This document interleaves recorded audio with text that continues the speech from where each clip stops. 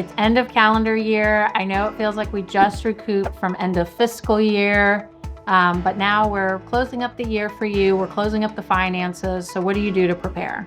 Number one is make sure you have someone that's available, especially if you're bidding any work that's due right before the holiday break.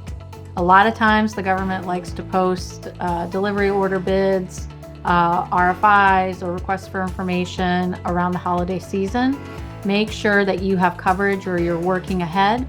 Make sure that you have connected with anyone from the government that is essential, that is working, and you haven't gotten out of office. This is when a lot of people take vacation for their use it or lose it.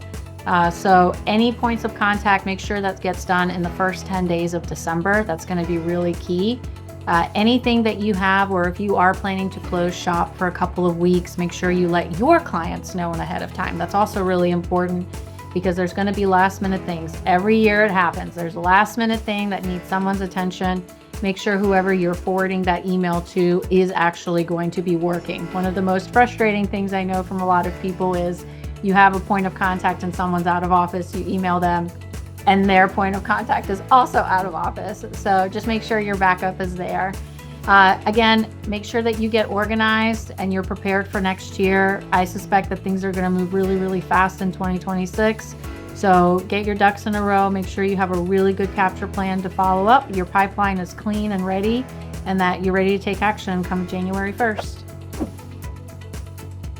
All right, how do you stay sane with all the due dates? We know holidays are upon us, which means it's time to hit submit on some of the big proposals or a ton of delivery orders that just hit the street probably on December 15th, and they're all due January 1st.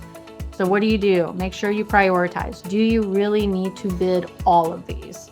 Have a really clear bid, no bid decision, and make sure that the team that is responsible for responding to these have all the information that they need. The other thing is make sure that you have a good point of contact keeping track of the due dates. Time and time again around the holidays, it happens every single time. You think it's due January 1st, and guess what? It gets extended. So make sure that you're keeping track of those deadlines. Make sure that there's clear communication, and the team that's working across the holidays also has coverage so they can recover, they can sleep, and they have someone to check their work.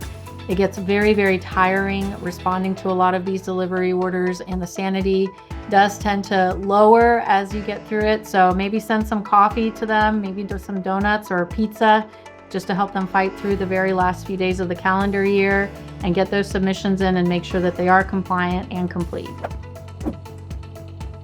How do you set up yourself for success for 2026 or the start of a new year? One of the things that I really like to do is actually disconnect for a few days and really think about what do I really want to achieve next year, especially as we get into January. A lot of times what happens is we don't take that break to think about it. And what happens is we jump right into what the next thing is, not thinking about, is my calendar updated with all my travel? Did I block out when I want to take a holiday? Did I make sure that all my doctor's appointments are on my calendar? Make sure that you go through and update for any conferences that you may be, especially if you're providing services or training, or if you plan to travel for a client. Make sure your calendar is updated at least for the first 6 months of the calendar so that you don't double book yourself.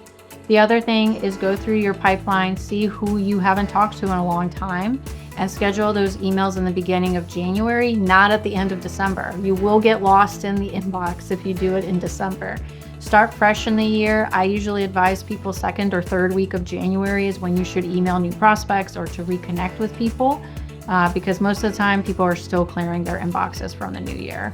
So go ahead, update that calendar, make sure that you have a fresh new notebook, buy a new pen, whatever motivates you to start a new year, and make sure that you also take all the lessons learned and be prepared for some of the new legislation and some of the new industry days that are going to be coming up in the beginning of next year.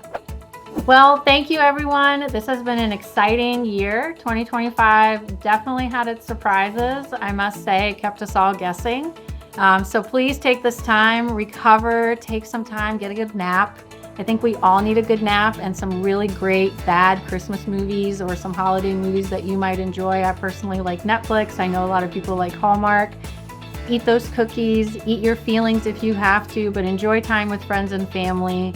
And let's prepare for a successful 2026.